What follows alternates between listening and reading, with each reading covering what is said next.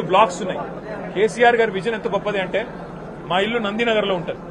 ఆ నందినగర్ ఇల్లు పక్కనే బసవతారకం క్యాన్సర్ హాస్పిటల్ ఉంటుంది. కేసీఆర్ గారు రోజు వచ్చేటప్పుడు పోయేటప్పుడు చూసేది ముఖ్యమంత్రి కాకముందు.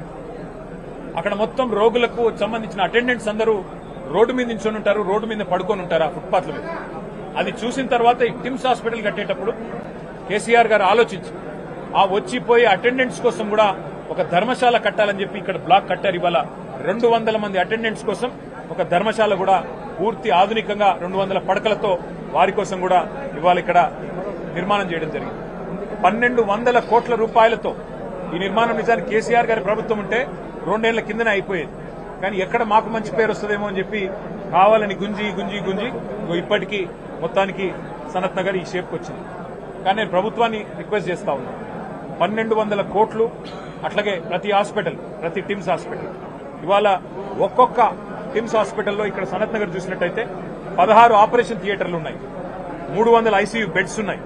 అట్లాగే బ్రహ్మాండమైన క్యాత్ ల్యాబ్స్, బ్రహ్మాండమైన రేడియాలజీ, ఎంఆర్ఐ, సిటీ, ఎక్స్రేలు, అన్ని రకాల మరి ఫెసిలిటీస్ ఇక్కడ ఉన్నాయి.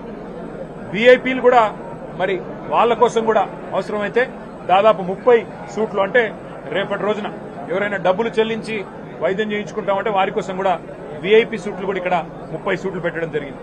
డయాలసిస్ విభాగం ఉంది కిడ్నీ సంబంధించిన వ్యాధులకు. అట్లాగే ఇంకా ముఖ్యంగా పరిశోధనలు జరగాలి. టిమ్స్ అంటే కేవలం వైద్య సేవలే కాదు, ఎయిమ్స్ తరహాలో పరిశోధనలు కూడా జరగాలి.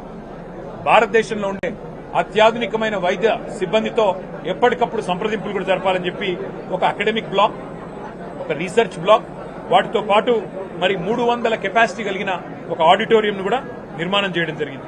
మరి ఇందాక నేను చెప్పినట్టు ఒక ధర్మశాల అటెండెంట్స్ కోసం, వారి కోసం కూడా విశాలమైన ప్రాంగణంలో 1000 కార్లు పట్టే విధంగా పార్కింగ్ వ్యవస్థ కూడా ఏర్పాటు చేయడం జరిగింది.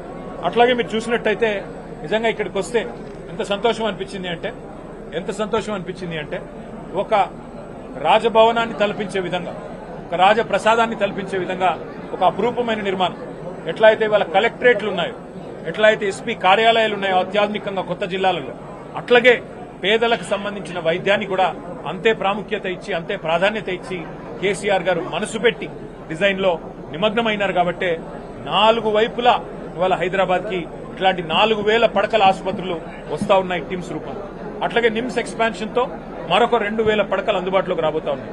నేను ప్రభుత్వాన్ని కోరుతున్నా, బేసిజానికి పోకండి. ఇది కేసీఆర్ గారు స్టార్ట్ చేశారు కదా, ఆయన ఆనవాళ్లు కదా, కాబట్టి మేం కడితే ఆయనకు పేరు వస్తుందేమో.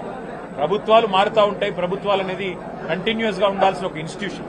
కాబట్టి దయచేసి బేసిజానికి పోకుండా సనత్ నగర్ కానీ, అల్వాల్ టిమ్స్ కానీ, ఎల్బీ నగర్ కానీ, అట్లాగే ఎంజీఎం వరంగల్ కానీ, అట్లాగే నిమ్స్ ఎక్స్పాన్షన్ కానీ, టిమ్స్ గచ్చిబౌలి కానీ, వీటిని సత్వరమే పూర్తి చేసి అందుబాటులోకి తెండి పేద ప్రజలకి మరి అవకాశం ఉండే విధంగా వారు మరి కొంత చొరవ తీసుకోవాలని చెప్పి కూడా నేను ప్రభుత్వాన్ని కోరుతా ఉన్నాను.